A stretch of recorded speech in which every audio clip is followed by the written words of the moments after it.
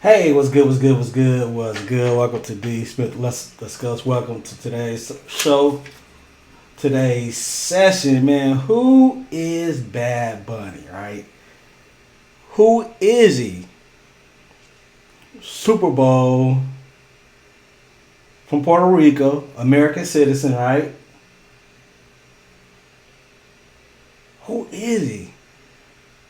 I done heard his name for like the last 5 years. Do I really know who he is? I have no idea. But this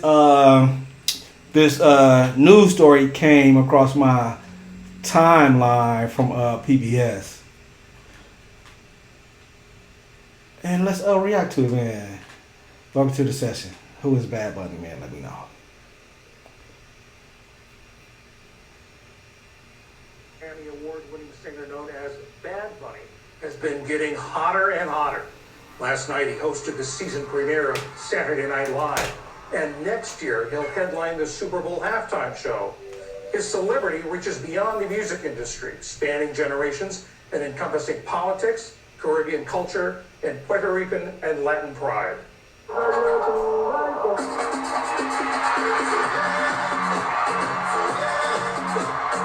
Bad Bunny makes music on his own terms. His latest album, Debí Tirar Más Fotos, or in English, I Should Have Taken More Photos, has propelled him to new heights. He followed it up with a 3-month residency in San Juan that drew hundreds of thousands of fans and hundreds of millions of dollars to his native Puerto Rico. Fans appreciate how he celebrates his roots. Su originalidad. He is very original. He hasn't lost his essence. He keeps on leaving an impression on us with each new record. What he has done on this occasion was truly spectacular for us and also tourism overall, the economy. He is bringing our culture to the world. He is putting Puerto Rico in the spotlight, in front of the world, and that fills us with pride. His latest album blends familiar styles with hip-hop influences, providing an entryway for listeners less familiar with salsa and Afro-Caribbean beats. It appeals to the broader Latino community. Bad Bunny is one of the most streamed artists in the world and has 77 million monthly listeners on the streaming service Spotify. He ended his residency with a live stream on Amazon Music that was the most watched single artist performance in the streaming service's history. Now he's getting ready for next month's kickoff of his world tour. For that tour, 2.6 million tickets have already been sold. Albert Sergio Laguna is a professor of ethnicity, race and migration, and American studies at Yale, where he teaches a course called Bad Bunny, Musical Aesthetics and Politics. Mr. Laguna, what is it about Bad Bunny that makes him such a phenomenon, crossing over generational lines? Is it the music? Is it his persona? Is it a mix of the two? I'd say it's a mix of the two, but I can speak directly to this last album.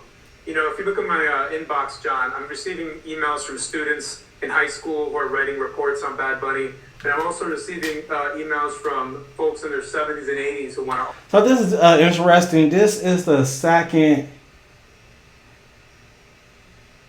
time a music artist, hip hop artist, college courses on their on their music. Him and Kendrick Lamar. Him and Kendrick Lamar. Think about that, man. Think about that. In my class as well.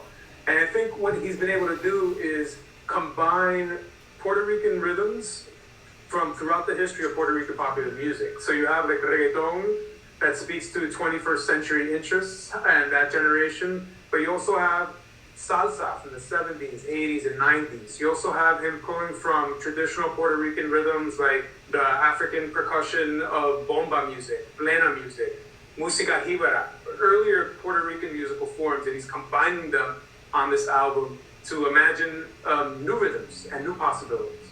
He's pulling on all these traditions, but he's also tapping into what's going on now. He's worried about ICE raids. How else is he sort of tapping into the popular culture, to the current culture? That particular decision was prescient on his part in the sense to the Supreme Court ruling that's basically making racial profiling legal. ICE agents stopping people on the basis of race, perceived race, ethnicity, language. And he speaks that directly in his lyrics, talking about issues related to migration, people feeling like they need to leave Puerto Rico in order to have success. He's speaking in. I think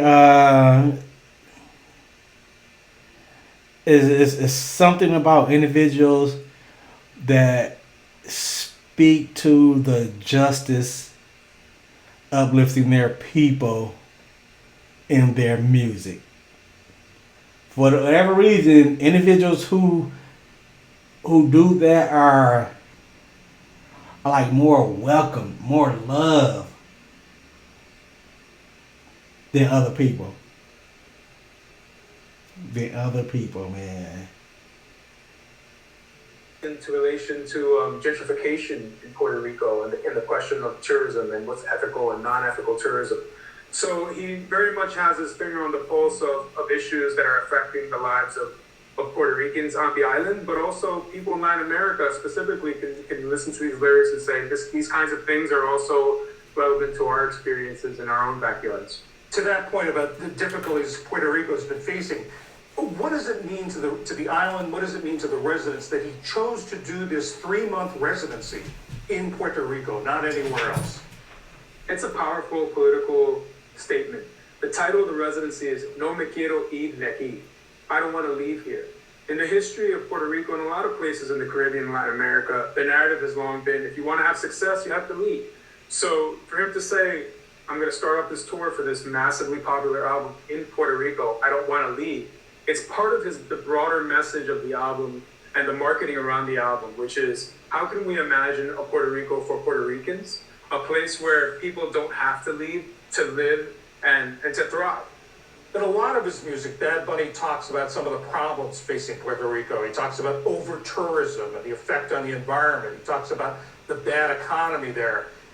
Is it somehow ironic that he would be critiquing over-tourism while drawing hundreds of thousands of people to Puerto Rico for his concerts?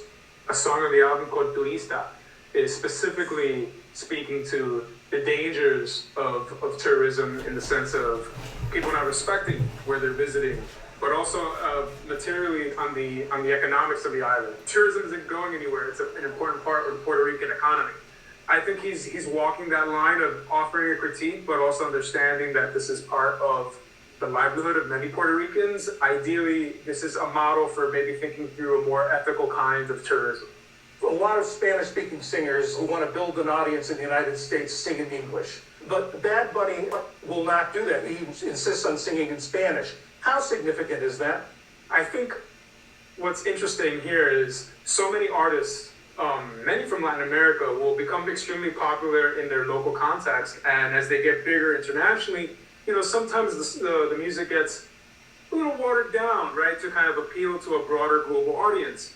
He's done the exact opposite. The album is the most Puerto Rican album he's ever put out in terms of like rhythms and musical influences. Caribbean music has shaped global musical tastes since the 19th century, English and Spanish. So it's important also to put Bad Bunny in that larger, broader, longer context. Albert Sergio Laguna of Yale University, thank you very much. A pleasure, thank you. So what? So I'm gonna learn more about Bad Bunny and watching these other YouTubers. I guess they listen to Bad Bunny, man. I guess they listen to his music. I'm gonna start listening to his music. I think one thing they say he sings or his music is in Spanish. College course. He's kind of like Kendrick Lamar in a sense. He is for the culture. He stands up for his people.